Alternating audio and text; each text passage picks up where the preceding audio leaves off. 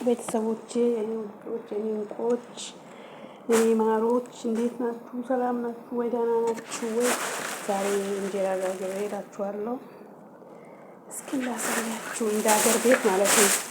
እንደዚህ ፌስታል አርጌ ፌስታል ላይ ሳረግ ላሳያችሁ።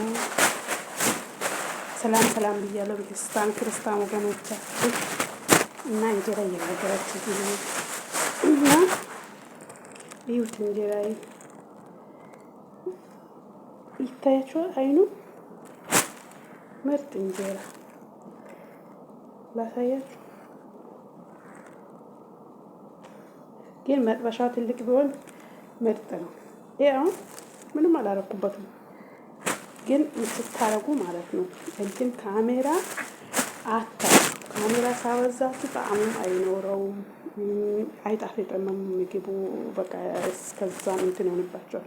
ልክ እናንተ ማድረግ አለባችሁ መሰላችሁ። ካቦካችሁ በኋላ ጫው ታረጋላችሁ። መጀመሪያ ባፌ ልንገራችሁ፣ አቦካ እንኳን ባነግራችሁ በቃ እንደዚሁ ቢነግራችሁ ይገባችኋል። ጫው ታረጋላችሁ። ጫው ታረጉና ዱቄቱ መጀመሪያ ታምሱታላችሁ። አምሳችሁ ደግሞ ትንሽ ሊበርድ ዝም ትልታላችሁ። ከበረደ በኋላ መጥበሻ ደግሞ ትንሽ ሰፊ ሆነው ይሻላችኋል። ይሄ እንጎቻ ነው የሚመስለው ሀገር ቤት እንጀራ ሲጋግሩ ማለቂያ ለሚጋግሩት ልጆች እንጎቻ ለምሱ ነው የሚመስለው። እና እንጂ ሰፋ ባለ መጥበሻ ካለም አሪፍ ነው። ሰፋ ባለ መጥበሻ ብትጋግሩትም አሪፍ ነው፣ አይከፋም ማለት ነው። እና ምን ታረጋላችሁ መሰላችሁ? አሁን እንዳይበላሽ ነው እንዲህ ያበረድኩት። መሩዋው ከፍቼው ክፍሌ መራው ለምን ኮሽና ሙቀት ስላለ ስለሚበላሽ እዚህ ነው የማመጣው። ክፍሌ ነው ማስቀምጠው። ለምን ኮሽና ሙቀት አለ ይበላሻል።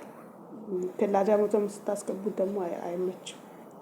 እና እንትን አርጉና መጀመሪያ አብርዱ። ዱቄቱን ታበርዱትና ከዛ በኋላ ዱቄቱ ከበረደ በኋላ ታጅኑታላችሁ። ዱቄቱ ሲበርድ በቃ ጫው ጨምራችሁ። ጫው ለምን መሰላችሁ? ጫው ካለው እንደዚህ አይይዝም። ፎርኖ ዱቄት አይደለም ይይዛል። ሁለተኛው ረቀም እትኔን ዱቄት ደግሞ በጣም አሪፍ ነው። ብታገኙ ረቀም እትኔን በቤት ውስጥ ካለ ረቀም እትኔን ከዛን አጅናችሁት ጫው ጨምራችሁ ታጅኑታላችሁ። እጃችሁ አይዝም ላይ ይሄ አሁን እጄ ምንም አላዘኝም። እጄ ኖርማል አላዘኝም። ከዛ እናንተም እጃችሁን አይዝም። ከዛ ምን ታረጋላችሁ? ከጫው ጋር አጅኑት። እሽት ጫው አርጋችሁ እሽት አርጋችሁ ከዛ በኋላ ምን ታረጋላችሁ? አስቀምጡት።